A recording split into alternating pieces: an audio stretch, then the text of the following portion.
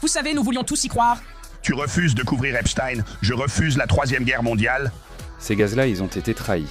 Alex Jones et Nick Fuentes se sont retournés contre Donald Trump et ils annoncent maintenant la fin du mouvement MAGA. Fuentes est apparu dans l'émission d'Alex Jones sur Infowars cette semaine. Et ils ont eu une conversation très émotive et triste sur la fin du mouvement MAGA et sur la façon dont ils déplorent tous les sacrifices qu'ils ont faits pour ce mouvement America First MAGA. Et comment Trump a essentiellement détruit tout leur travail acharné et leur bonne volonté parce qu'il part en guerre contre l'Iran au nom d'Israël.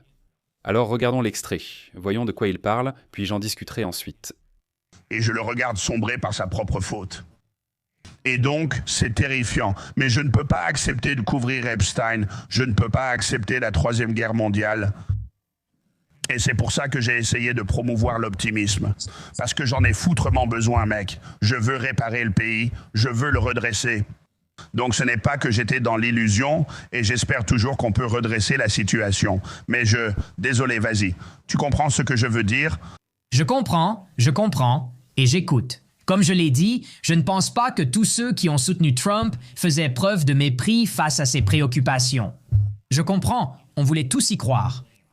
J'avais 18 ans quand Trump s'est présenté en 2016 et je me souviens de m'être disputé avec des gens. Tu sais, c'est toute ma vie aussi. À 18 ans, je portais la casquette MAGA à l'Université de Boston, l'un des campus les plus progressistes du pays, et je suis devenu un paria. C'est triste de voir quelque chose pour lequel tu t'es sacrifié. C'est triste de voir mourir quelque chose pour lequel tu t'es battu et as saigné. Ouais, et tu sais, c'est toute ma vie d'adulte, je sais que c'est aussi une grande partie de ta vie, et maintenant nous sommes témoins de ça. Tout est en train de s'effondrer. C'est une trahison totale et complète. C'est déchirant à bien des égards. Et quand j'essaie de sauver ça avec les gens, je me fais attaquer comme un libéral, alors que ces gens-là ne sauraient même pas trouver l'Iran sur une putain de carte. Ouais, eh bien, ce qu'il faut, c'est qu'on garde la tête froide sur toute cette histoire, tu sais, parce qu'il y a beaucoup de gens. J'ai toujours été réaliste, mais j'espérais encore. Maintenant, je n'espère plus, je reste juste réaliste. Ouais, je veux dire, et vraiment, c'est normal d'avoir de l'espoir. Je veux dire, on espère un avenir meilleur, mais il faut être brutalement honnête sur ce qu'est devenue cette administration maintenant. Je veux dire, Alex Jones, il dit qu'il n'est pas délirant. Il était un peu dans l'illusion concernant l'administration Trump et, tu sais, il était un peu loyal envers Trump. Pendant tout ce mandat, ce qui est intéressant parce que Alex Jones s'est opposé très bruyamment à la guerre en Irak et à l'administration Bush.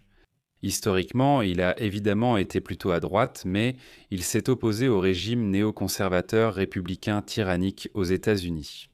Mais dans ce cas précis, avec Trump pendant ce mandat, Trump a mené une présidence belliciste, néoconservatrice, vous savez, complètement soumise à Israël pendant ce mandat. Alex Jones l'a vraiment soutenu, restant à ses côtés et trouvant des excuses pendant toute l'affaire d'étouffement Epstein. Vous savez, il disait que s'ils tiennent Donald Trump et qu'il révèle la vérité, ils vont le tuer, des choses comme ça. Il a soutenu Trump alors qu'il n'aurait pas dû, mais il commence à changer d'avis. Que dire de plus? Trump nous mène vers la Troisième Guerre mondiale pour Israël. Maintenant, dans ce prochain extrait, voyez, Fuentes est différent. Fuentes s'oppose à Trump ouvertement depuis un certain temps maintenant, et il a été très critique publiquement envers les actions de Donald Trump, qui était morceau des trahisons complètes envers sa base, que ce soit l'affaire Epstein, que ce soit, vous savez, la guerre de 12 jours en Iran, et bien sûr maintenant ceci, n'est-ce pas? Alors regardons son prochain extrait. Vous savez, Jones dit « Les gens me traitent de libéral, ces gens ne peuvent pas montrer. J'ai couru sur une foutue carte et vous savez, c'est vrai. » Je veux dire, c'est une réponse idiote de simplement dire « Oh, tu es un libéral maintenant, d'accord, ouais, tu as le syndrome de dérangement anti-Trump. » Il y a un certain niveau de gens qui respirent en main par la bouche. Ce sont juste des membres d'un culte de la personnalité. Et ils vont simplement étiqueter toute personne qui critique quoi que ce soit que fait Trump comme un libéral. Syndrome anti-Trump, blabla, tu as reçu l'appel, etc. C'était ça Mike Stace, etc. Ils ne peuvent pas penser de façon critique et reconnaître le fait que Donald Trump va directement à l'encontre de tout ce qu'il a promis pendant sa campagne. Et que si tu es quelqu'un qui met l'Amérique d'abord, si tu veux voir le pays prospérer, il fait exactement le contraire de ce qui aiderait à cela, non. Regardons maintenant cet extrait. Fuentes devient encore plus agressif. Au final, j'ai confirmé qu'Israël contrôle en gros notre politique étrangère par notre propre positionnement à être allié avec eux. Et ça, c'est incontestable parce que maintenant, ils essaient de limiter les dégâts. Oh non, Trump a donné l'ordre. Non, notre propre doctrine, c'est que si Israël est attaqué, nous attaquons. Heureusement, la Russie ne respecte pas son accord avec l'Iran ou la Chine, sinon nous serions déjà en guerre. Ce qui va arriver. D'ailleurs, ces pays des BRICS vont s'impliquer. J'espère que non. Mais c'est pour ça qu'on pourrait voir cela se transformer en une véritable troisième guerre mondiale. Ce n'est pas seulement parce que les États-Unis et Israël attaquent en Iran, qui est un pays immense avec une armée assez importante. Et ce n'est pas seulement ça, Israël attaque aussi de nombreux autres pays au Moyen-Orient. Ce n'est pas seulement qu'il y a de l'instabilité à Bahreïn, en Arabie Saoudite, aux Émirats Arabes Unis et au Liban. Ce n'est pas seulement que tout le Moyen-Orient est en désarroi à cause des actions militaires psychotiques d'Israël et de notre loyauté indéfectible envers ces actions militaires psychotiques. Cela pourrait aussi devenir une troisième guerre mondiale, car les BRICS comme la Chine et la Russie pourraient bien s'impliquer. Et si vous voulez parler de nations puissantes, vous savez, d'armées massives, si et quand ces pays s'impliquent au nom de l'Iran, nous allons avoir une situation grave ici. Une situation grave, c'est là que nous entrons dans le temps de la Troisième Guerre mondiale. C'est un fait. Les néoconservateurs et les lobbies israéliens sur Internet attaquent ceux qui le disent, niant la réalité. Pourtant, Netanyahou s'en vante. C'est la grande nouvelle. Je ne défends même pas Trump. En fait, ça le rend encore pire que ce soit maintenant littéralement vrai. Ce que j'ai affirmé, je voulais affirmer que ce n'était pas vrai parce que je ne voulais pas y croire. Que Trump est un larbin d'Israël et comment on gère ça, Nick Fuentes, Si Trump est un larbin pour Israël, alors il faut fermer son gouvernement et ça veut dire qu'il faut aller aux élections de mi-mandat et faire entrer les démocrates. Les démocrates, espérons-le, vont entraver l'administration. C'est ce qu'ils vont faire. Ils vont lancer des enquêtes, des assignations, des commissions spéciales, tout ce genre de choses et ils vont tout bloquer. Et vous savez, si Trump est un agent d'un gouvernement étranger, considérez qu'il a perdu tout son mandat. Son soutien vient du fait qu'il est America First, en colère, différent des autres politiciens. Mais si vous êtes un larbin pour Israël, une marionnette de l'État juif, et vous nous amenez à la guerre pour eux, ce n'est pas rien. Ce n'est pas juste un peu d'aide étrangère, nous allons faire la guerre en leur nom. Il doit être combattu. Et beaucoup de gens ne veulent pas aller jusque-là pour une raison ou une autre. Mais vous savez, je ne vois pas d'autre option, je ne sais pas comment on peut composer avec ça. Si vous êtes America First et Trump Israël d'abord, cette division est impossible à combler. Donc il dit ouvertement, maintenant, que les démocrates doivent gagner les élections de mi-mandat, qu'il faut faire entrer les démocrates, il faut fermer ce gouvernement, mettre fin à l'administration Trump. Nous assistons au virage à gauche de Nick Fuentes, c'est en train de se produire, et je pense que ça va continuer. Parce que je l'ai déjà dit, et je le répète, tous ces commentateurs et experts, conservateurs, très populaires, la plupart d'entre eux, à part les Ben Shapiro, qui sont pro-Israël de bout en bout, et l'ont toujours été. Beaucoup de ces gars-là se retournent contre Trump, car ses actes sont non seulement très impopulaires, mais aussi une trahison complète de leur confiance et de ses promesses. Fuente, fidèle à son style, bien à lui, va encore plus loin, comme il le fait toujours. Où il dit carrément « il faut faire entrer les démocrates, il faut sortir l'administration Trump, élisons simplement les démocrates, et ils fermeront son administration de manière suffisante et adéquate. » Et ce n'est que le début de ce que je pense que vous allez voir. Ce sera un nouveau discours de Nick Fuentes. Vous allez le voir plaider ouvertement, voire faire campagne pour les démocrates qui se présentent à la Chambre des représentants, au Sénat et tout ça. Cela va sans doute durer jusqu'en 2028, vous allez voir Nick Fuentes. Je trouve idiot de dire simplement « tu es un libéral, blablabla ». C'est aussi comme si la bonne chose à faire pour la nation est davantage soutenue par les libéraux que par les conservateurs. Tu ne vas pas le soutenir simplement parce que des gens que tu n'aimes pas le soutiennent. Tu veux que le pays s'améliore ou pas ? Ou bien tu fais juste partie d'une équipe et tu veux enfiler un maillot et agiter une main en mousse comme un idiot à un match de baseball ? Franchement, je trouve que cette critique est ridicule. Cela dit, on voit un virage rapide, ferme et engagé à gauche de Nick Fuentes, où il lance des appels ouverts à élire des démocrates pour bloquer le gouvernement Trump. Je pense que ce n'est que le début et il sera intéressant de voir si d'autres créateurs suivront, mais je ne pense pas qu'ils le feront. Mais vous voyez des gars qui ont été des fidèles de Trump de bout en bout. qui ont trouvé des excuses pour chaque grave erreur que Trump a commise pendant ce mandat. Des gars comme Matt Walsh et Alex Jones, des personnes comme Megyn Kelly, vous les voyez tous se retourner contre Trump en ce moment. Alors, verrons-nous plus d'entre eux suggérer ou soutenir cette idée de Nick Fuentes, que ce serait mieux pour le pays si nous élisions des démocrates en 26 et 28 ? Je ne sais pas, mais ce sera intéressant car c'est clairement la direction prise.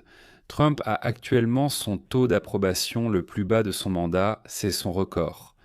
Un taux d'approbation net négatif de 21. Seulement 38% du pays l'approuvent, 59% du pays le désapprouvent. C'est son taux d'approbation le plus bas de ce mandat. C'est son deuxième taux le plus bas entre les deux mandats, le deuxième plus bas depuis novembre 2017. Donc il va atteindre dans quelques mois un niveau d'impopularité jamais vu pour lui. Parce que cette guerre ne va pas se terminer de sitôt. Elle vient juste de commencer. Donc je veux dire, on va voir des choses qu'on pensait ne jamais voir, l'une d'elles étant évidemment ce qu'on vient de regarder. Nick Fuentes soutient ouvertement la victoire des démocrates aux prochaines élections plutôt que celle des républicains. Maintenant, c'est Fuentes qui parle dans sa propre émission à propos de son podcast émouvant qu'il a fait avec Alex Jones. Si vous l'avez manqué, je suis apparu chez Alex Jones cet après-midi. Nous avons eu une émission très émouvante. C'est une période très émotive et nous avons eu une émission très émouvante. J'aime Alex. J'y suis allé vers 1h et nous avons parlé de cette guerre avec l'Iran et c'est très sérieux. Et regardez, des gens comme lui et moi, nous avons été poussés à bout. Nous avons fait partie de ce combat et cela nous a détruits. Je veux dire, c'est littéralement, au sens figuré et j'espère pas au sens propre, ça nous a tués. Et je ne pense pas que les gens réalisent ça. Je ne pense pas que les gens réalisent à quel point nous deux avons sacrifié. Et d'une certaine manière, lui encore plus que moi.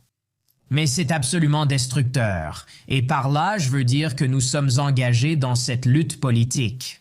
Nous sommes dans cette lutte de pouvoir avec les élites puissantes des États-Unis et dans notre quête de dire la vérité et de mener le bon combat.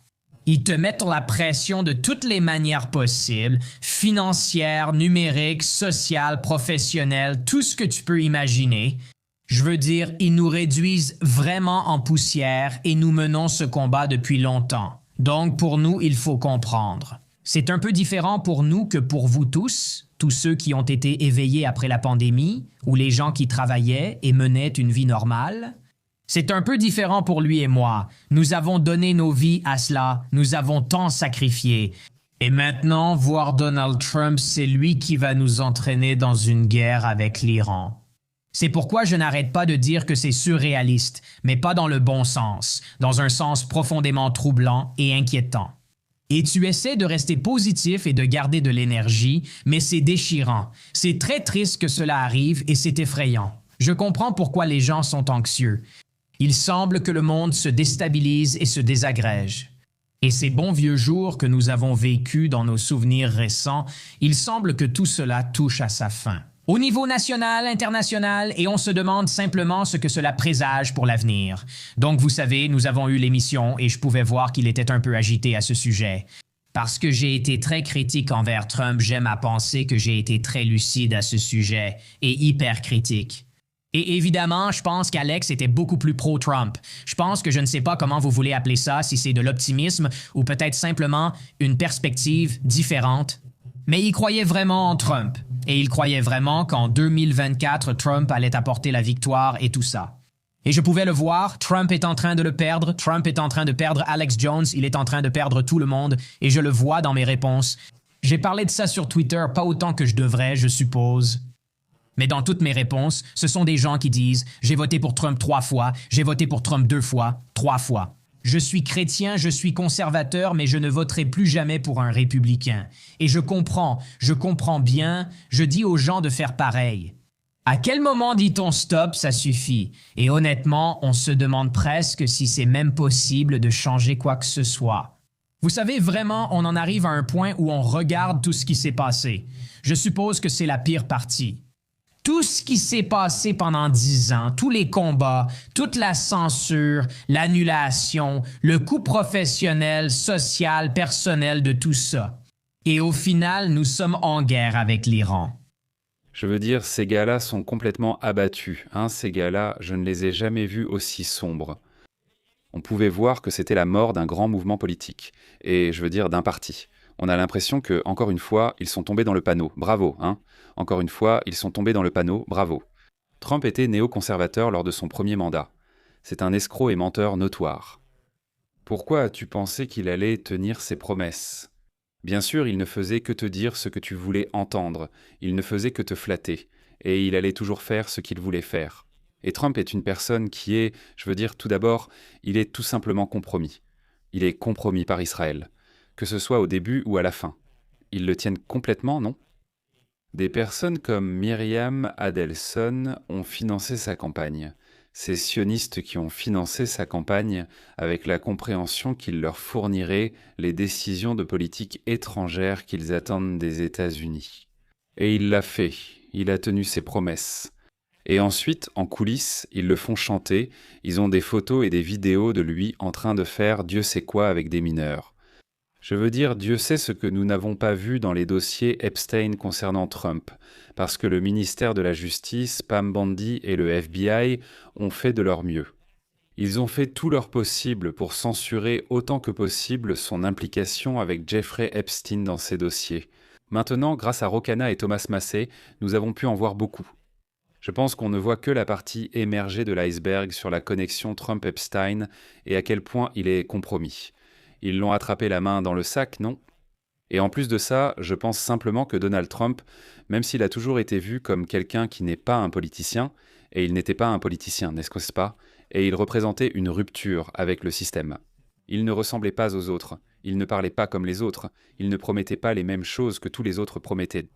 Il a ouvertement critiqué des politiques comme la guerre en Irak en face de Jeb Bush. Ce qui, vous savez, brisait un peu le moule des débats des primaires présidentielles républicaines à cette époque, n'est-ce pas? Cependant, Donald Trump est un homme riche qui a toujours été riche. Il a toujours eu des amis riches. Et il a toujours évolué dans des cercles sociaux riches et élitistes. Et il a toujours conclu des affaires douteuses avec ses partenaires commerciaux riches et élitistes, n'est-ce pas?